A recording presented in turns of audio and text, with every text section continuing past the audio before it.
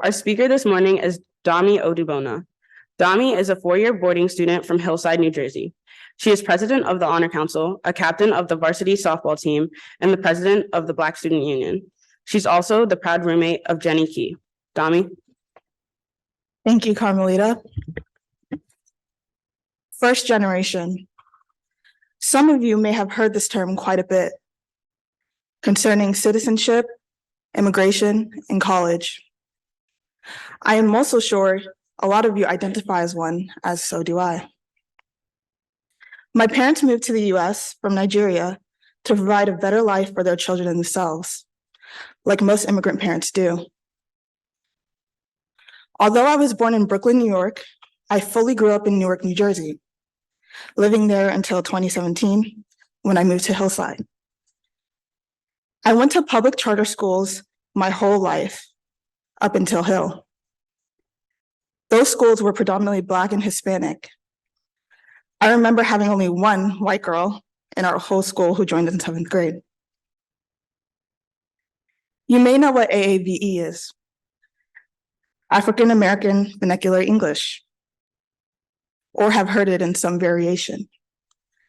Whether you call it AAVE or TikTok slang, we have all heard it in use.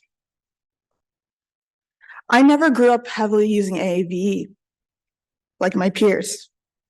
Sure, I used some terms here and there, but I never sounded the same. I'm not sure why. Could it be my household environment? I don't think so. My sister heavily uses AAVE. Then again, my brother doesn't. Maybe it has something to do with how chronically online we were, but I was always told I talked so proper, I talked so white. A memory I will never forget was in 8th grade. It was an all-grade meeting talking about who knows what.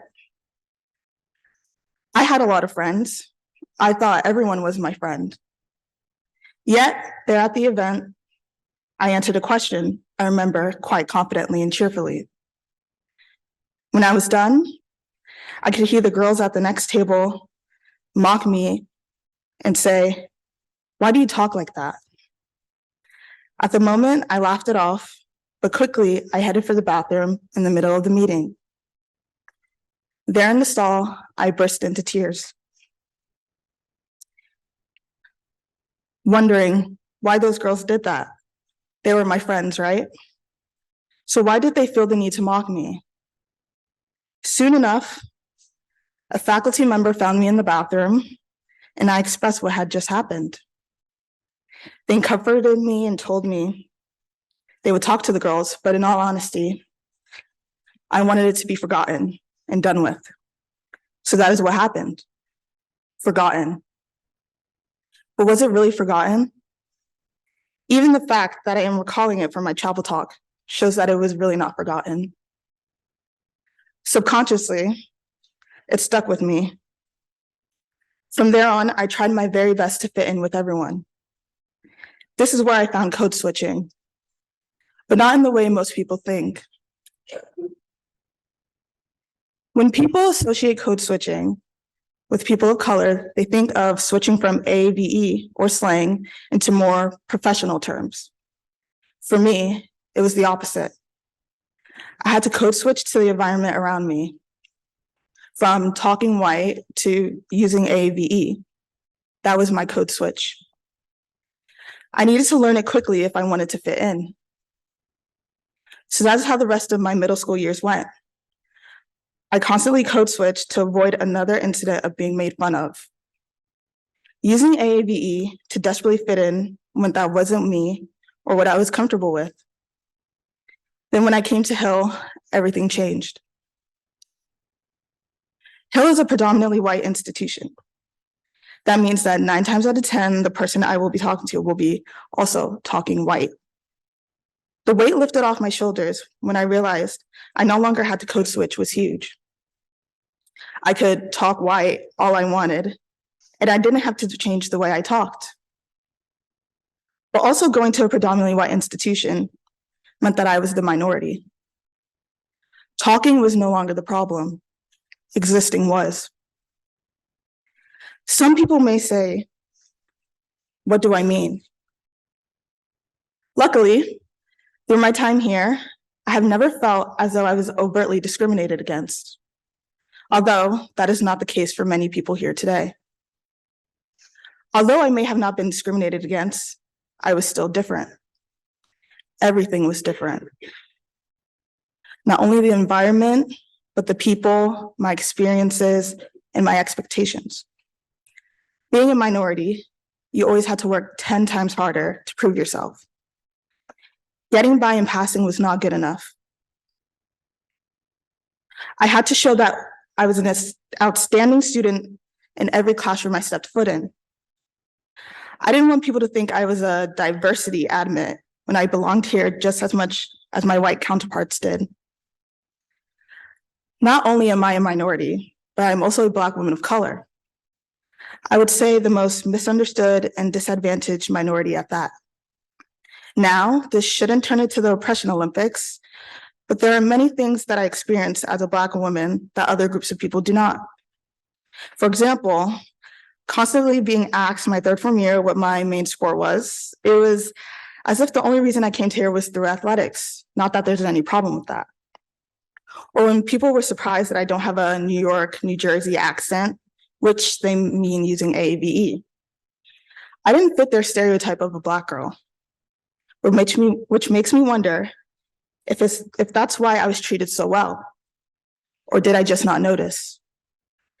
Did I not notice the signs, the comments, and the jokes, or did I choose to ignore them? Maybe ignoring them was the only way to survive.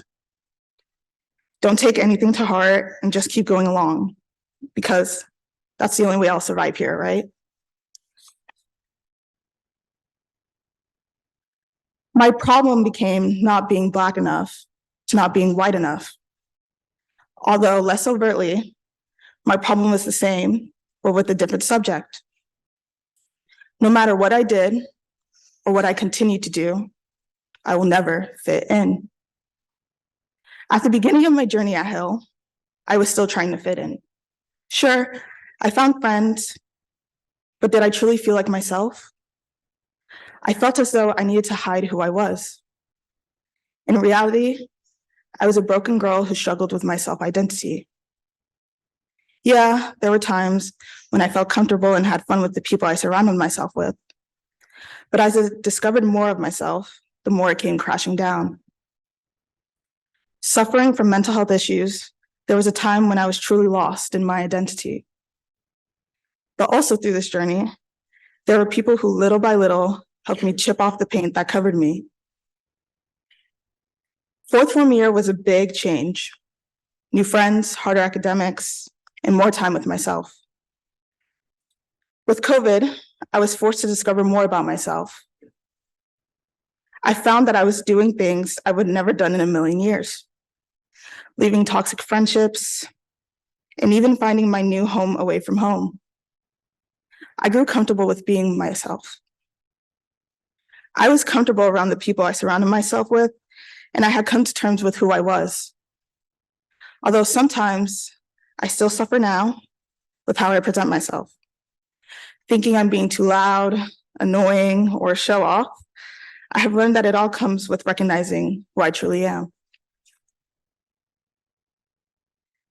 We currently live in a society where, whether it is due to your race, gender, or sexuality, we all care deeply about how we are perceived by others.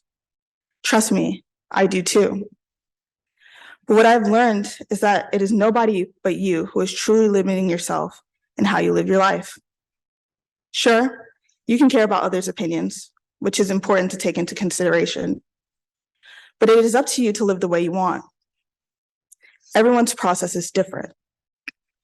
You can either figure it out now, or maybe in 5 years, or maybe never.